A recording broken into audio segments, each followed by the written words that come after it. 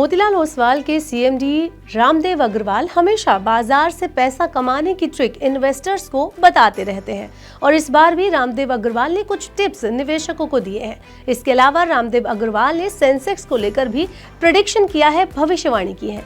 उन्होंने कहा है कि सेंसेक्स 3 लाख अंकों का आंकड़ा छू लेगा। इसके अलावा उन्होंने सेंसेक्स के 1.5 लाख पहुंचने की समय सीमा भी बताई है। अगर ऐसा है तो आने वाले टाइम में इन्वेस्टर्स के लिए काफी प्रॉफिट कमाने का मौका मिल सकता है। कब सेंसेक्स छुएगा 3 लाख का आंकड़ा और क्या है रामदेव अग्रवाल का निवेशकों के लिए शेयर बाजार में कमाई का अचूक फॉर्मूला, ये सब कुछ इस वीडियो में मैं आपको बताने वाली हूँ, तो ये वीडियो एंड तक देखना ना भूलें।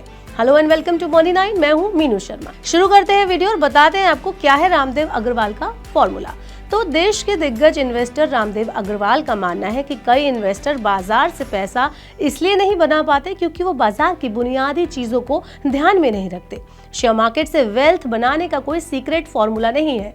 उनकी मल्टी बैगर स्ट्रैटेजी केवल 2 स्टेप्स में पूरी हो जाती है। अगर कोई इन 2 स्टेप्स का ध्यान रखे तो वो बाजार से अच्छा खासा पैसा कमा सकता है। पहले स्टेप में इन्वेस्टर को ऐसी कंपनी को खोजना चाहिए जो विकास के अपने शुरुआती चरण में है, साथ ही उनके फंडामेंटल और बोर्ड भी मजबूत हो।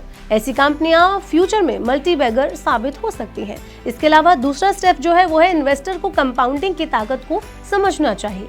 ज्यादातर इन्वेस्टर कंपाउंडिंग की ताकत को नहीं समझते, लेकिन लॉन्ग टर्म में ये आपके निवेश को कई गुना बढ़ा सकती है।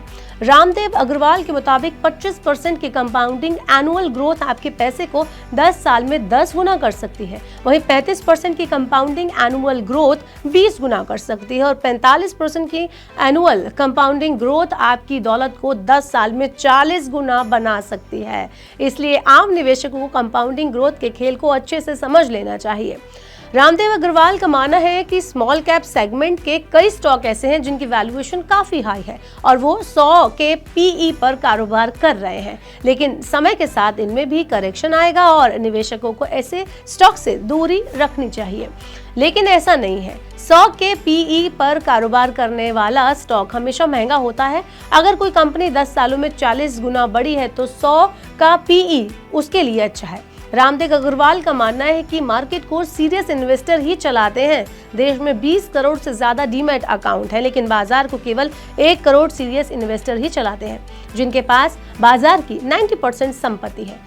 देश में रिटेल निवेशकों का पार्टिसिपेशन लगातार बढ़ रहा है, जिसकी वजह से मार्केट में शॉर्ट टर्म वॉलेटिलिटी बढ़ रही है, लेकिन इसका लॉन्ग टर्म मार्केट ट्रेंड पर कोई असर नहीं पड़ेगा। वहीं रामदेव अग्रवाल ने सेंसेक्स का नया टारगेट भी दिया है। उनका मानना है कि 2030 तक सेंसेक्स 1.5 लाख अंकों का आंकड़ा छू सकता है। वहीं 2035 तक सेंसेक्स 3 लाख पर पहुंच जाएगा। रामदेव अग्रवाल का मानना है कि पिछले 45 सालों में सेंसेक्स ने 15 से 16% की कंपाउंडिंग की दर से रिटर्न दिया। इस हिसाब से उनकी कैलकुलेशन एकदम सही साबित होगी। अगर आप शेयर बाजार में लॉन्ग टर्म इन्वेस्टमेंट करना चाहते हैं तो रामदेव अग्रवाल के चुने हुए इन सेक्टर्स पर नजर रखें।